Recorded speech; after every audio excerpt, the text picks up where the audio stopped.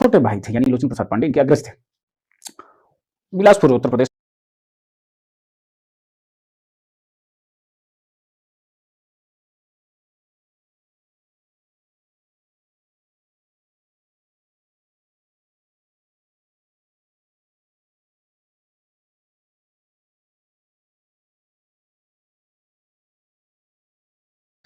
तो मुकुटधर पांडे के विषय में हम आज बात करेंगे और देखते हैं कि इनका जन्म कब हुआ। तो 1895 ईस्वी में इनका जन्म हुआ था और ये कहा जाता है कि लोचन प्रसाद पांडे के छोटे भाई थे यानी लोचन प्रसाद पांडे इनके अग्रज थे।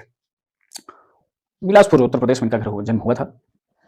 मुकुटधर पांडे की सबसे बड़ी विशेषता यह थी कि मध्य प्रदेश से प्रकाशित होने वाली एक पत्रिका जिसे शारदा पत्रिका कहा जाता है, सन 1920 ईस्वी में इन्होंने एक लेख लिखा था हिंदी में छायावाद शीर्षक से इन्होंने जो लिखा था यह लेख लिखा था और यहीं से वास्तव में हिंदी में छायावाद शब्द की उत्पत्ति का प्रवर्तक इन्हें माना जाता है। अगर ये प्रश्न कभी पूछे कि हिंदी साहित्य में छायावाद शब्द की उत्पत्ति का प्रवर्तक कौन है यानी छायावाद शब्द को सबसे पहले बोला किसने, सबसे पहले कहा किसने, तो आप बता सकते हैं कि वास्तव में मुकुटधर पांडे महोदय ने कहा था। तो वास्तव में मुकुटधर पांडे को छायावाद शब्द की, छायावाद का नहीं बल्कि शब्द का प्रस्तोता माना जाता है यानी इन्होंने छायावाद शब्द का प्रवर्तक इनके माना जाता है कि इन्होंने सबसे पहले इस शब्द का प्रयोग किया था। तो आज की बात करते हैं। इनकी जो रचनाएं हैं वो छायावाद को पूर्वाभास यानी पूर्व का पहले का आभास दिलाती हैं। छायावाद की जो रचनाएं हुई हैं उसके ठीक पहले का आभास भी दिलाने का कार्य मुकुटधर पांडे की रचनाएं देती हैं। तो थोड़ी सी देखते हैं मुकुटधर पांडे के विषय में।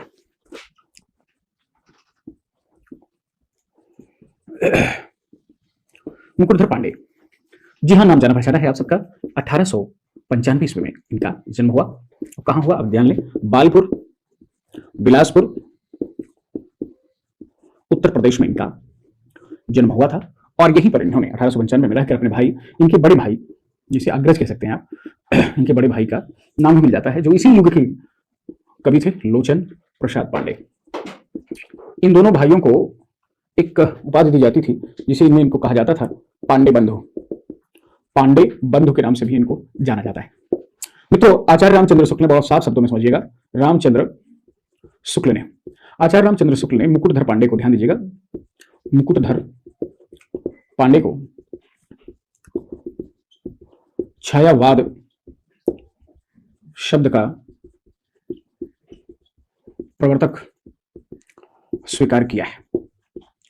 तो मुकुटधर पांडे को रामचंद्र शुक्ल ने क्या कहा है कि छायावाद शब्द के ये प्रवर्तक थे। ये सबसे पहले किसने बताया था? रामचंद्र शुक्ल ने। वैसे देखा जाए ना तो जो मुकुटधर पांडे हैं वो मैथिली शरण गुप्त और लोचन प्रसाद पांडे, सॉरी एवं मुकुटधर पांडे, लोचन प्रसाद ने, मुकुटधर पांडे, ये दोनों ही द्विवेदी युग के प्रसिद्ध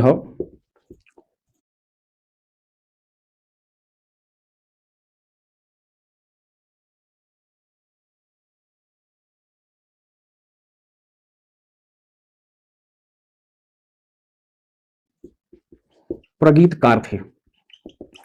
मैथिली शरण गुप्त एवं मुकुटधर पांडे दोनों ही द्विवेदी युग के क्या थे? प्रसिद्ध प्रगीतकार थे। अगर हम इनके ग्रंथों की बात करें तो वास्तव में इनके ग्रंथों में छायावाद का आभास मिलता है, जिसमें एक ग्रंथ मिलता है इनका पूजा फूल नाम से। किस नाम से? पूजा फूल नाम से। एक ग्रंथ मिलता है कानन कुसुम नाम से। एक ग्रंथ मिलता है इनका मित्रों प्रेम बंधन के नाम से, और एक मिल जाता है इनका आंसू के नाम से। आंसू और किसकी है? जी हाँ, जयशंकर प्रसाद की है।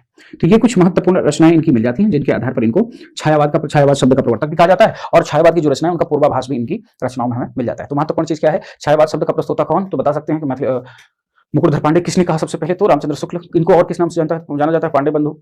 और इनके अग्रज कौन थे? तो लोचन प्रसाद पांडे। और इनका जन्म कब हुआ था? तो 1895। कहां पर? बालपुर, बिलासपुर, उत्तर प्रदेश में। तो ये बातें यहीं पर समाप्त हुई। आगे बढ़ते हैं, क्योंकि छायावाद के संदर्भ में इनका फिर जिक्र आएगा, क्योंकि इन्हीं से प्रस्तुता माना जाता है, तो सारी चीजों को विवरण हम देंगे कि शारदा पत्रिका में प्रकाशित हुआ लेख का क्या नाम, तो वो सब बताएं। ठीक है, बढ़ते हैं आगे। यहीं पर अन्य, अब देख लेते हैं अन्य और अंत में बचे हुए अन्य द्विवेदी युगीन कवि, यानी द्विवेदी युग के जो अन्य कवि थे उनके विषय में जान लेते हैं। एक नाम मिलता है ठाकुर गोपाल शरण सिंह। ठाकुर गोपाल शरण सिंह जो कि कहाँ के रहने वाले थे? रीवा, यानी ये कहाँ है? मध्य प्रदेश के रहने वाले थे। इन्होंने ग्रंथ लिखा था माधवी और मानवी, और एक ग्रंथ इनका मिलता है संचिता और ज्योतिषमती।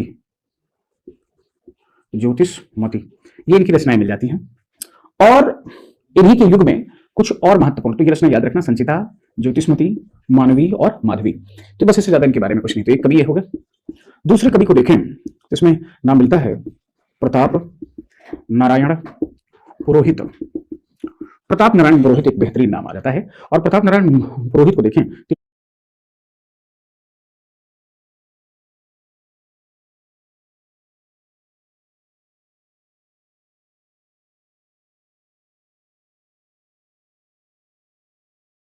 तो इन्होंने ग्रंथ लिखा था नल नरेश। नल नरेश नामक एक ग्रंथ को इन्होंने लिखा था। और मित्रों बताया जाता है कि इसमें 19 सर्ग मिलते हैं। कितने? जी हाँ, 19 सर्ग हैं। और यह जो है अगर देखा जाए किस छंद में लिखा है तो रोला और हर गीतिका, हर गीतिका नामक छंद में ये लिखा गया। और लिखा कब गया है ये भी पूछ सकता है आपसे, तो आप बताएंगे कि 1933 में ये ग्रंथ लिखा गया। किस भाषा में लिखा गया? तो आप ये भी बता सकते हैं कि ब्रज भाषा में लिखा गया है। मित्रों एक और कवि आते हैं जिनका नाम आप जान लें कि द्वारका, द्वारका प्रसाद मिश्र मिलता है। द्वारका प्रसाद मिश्र नाम के एक व्यक्ति आते हैं जिन्होंने ग्रंथ लिखा था, एक महाकाव्य लिखा था। महाकाव्य की शैली में एक ग्रंथ लिखा था जिसको आप लोग जानते हैं कि कृष्णायन नाम दिया था। कृष्णायन नामक रचना कब लिखी गई अगर आपसे पूछा जाए तो 1943 ईस्वी में इन्होंने इस ग्रंथ को किस भाषा में लिखा था? जी हाँ, बिल्कुल सही बात है कि ब्रज भाषा में लिखा हुआ था। इतनी बात जानिए, द्वारका प्रसाद ने कब लिखा? 1943 ईस्वी में। किस भाषा में लिखा? ब्रज भाषा में लिखा। कौन सा लिखा? कृष्णायन लिखा। और ये एक महाकाव्य था। प्रताप नारायण पुरोहित, ध्यान दीजिएगा, प्रताप नारायण पुरोहित ने नल नरेश नामक जो एक महाकाव्य लिखा जिसको इन्होंने 19 महाकाव्य है, ये भी 19 सर्गों में लिखा, ब्रज भाषा का प्रयोग किया, 1933 में लिख दिया था। जबकि ठाकुर गोपाल जो कि रीवा के रहने वाले मध्य प्रदेश थे, इन्होंने 4 ग्रंथ लिखे, माधवी, मानवी, संचिता और ज्योतिषमती। इन्हीं रचनाओं को पूछ लेता है कृष्णायन किसकी रचना है, या नल नरेश नामक रचना के प्रस्तोता कौन है, या लिखने वाले कौन है, ये भी पूछ लेता है। कब लिखा गया ये भी पूछ लेता है। बस इससे ज्यादा इसमें कुछ नहीं पूछता, तो आपको घबराने की आवश्यकता नहीं है। बढ़ते हैं थोड़ा सा और आगे। तो मैथिली शरण गुप्त, मैथिली शरण गुप्त की प्रेरणा से उत्साहित होकर बलदेव प्रसाद मिश्र, बहुत इंपॉर्टेंट है, बलदेव प्रसाद मिश्र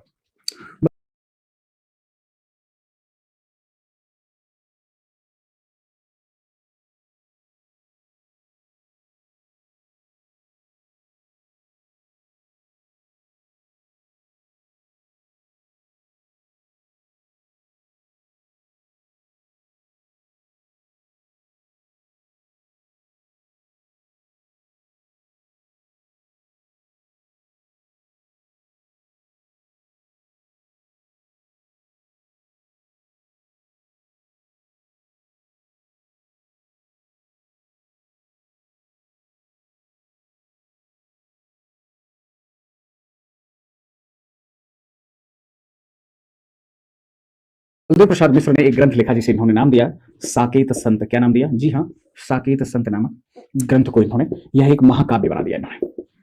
यह काव्य कब बना? 1946 ईस्वी में लिखा गया। और यह बहुत ही ब्रज भाषा में लिखा गया, ये भी जान लें, ब्रज भाषा में ये लिखा गया महाकाव्य। इसी समय ब्रज भाषा में एक और कवि निकलते हैं जिनका नाम आप जानते हैं कि नाटकों के लिए खूब प्रसिद्ध है, उदय शंकर भट्ट इनका नाम था।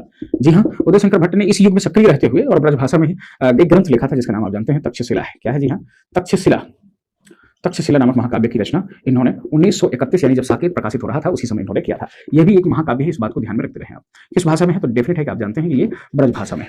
इसी समकक्ष में अगर देखा जाए तो श्याम नारायण पांडे जिसको हम पढ़ा चुके हैं, श्याम नारायण पांडे जी को, श्याम नारायण पांडे जी।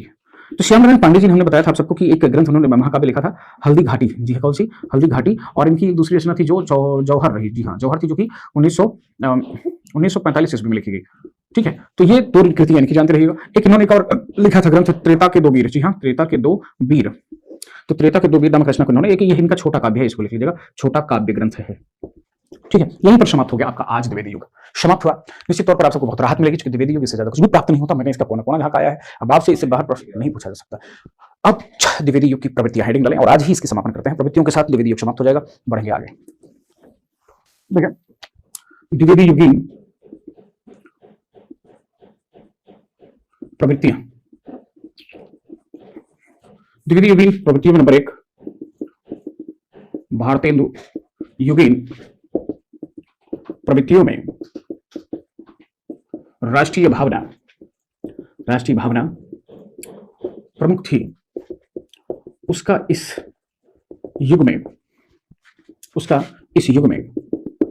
पूर्ण विकास हुआ।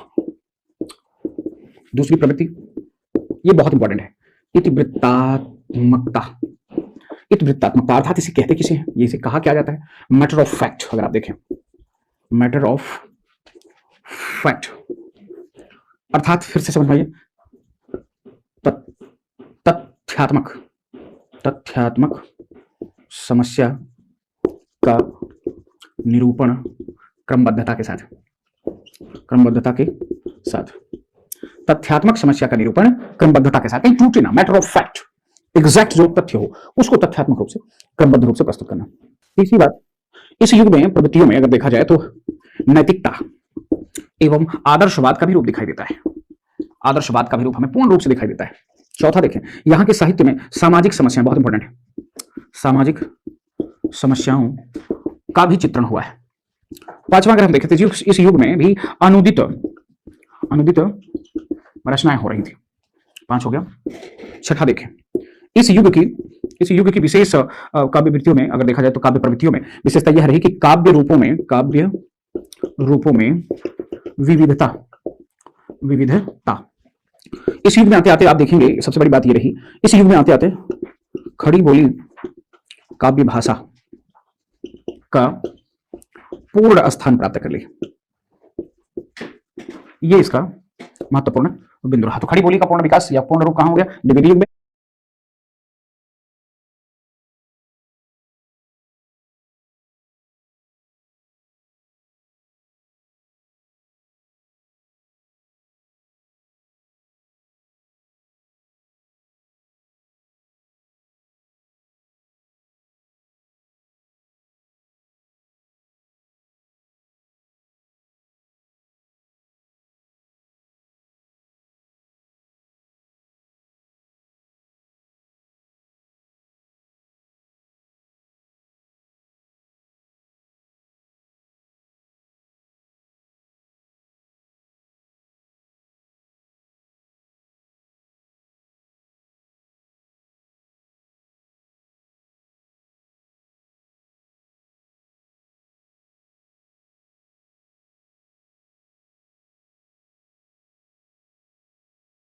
ब्रज भाषा तो थी ही, लेकिन गद्य पद्य दोनों में खड़ी बोली का प्रयोग होने लगा। पहले ये होता था कि खड़ी बोली गद्य में लिखा जाएगा और पद्य जो है काव्य में लिखा जाएगा, लेकिन यहां पर मामला पूरी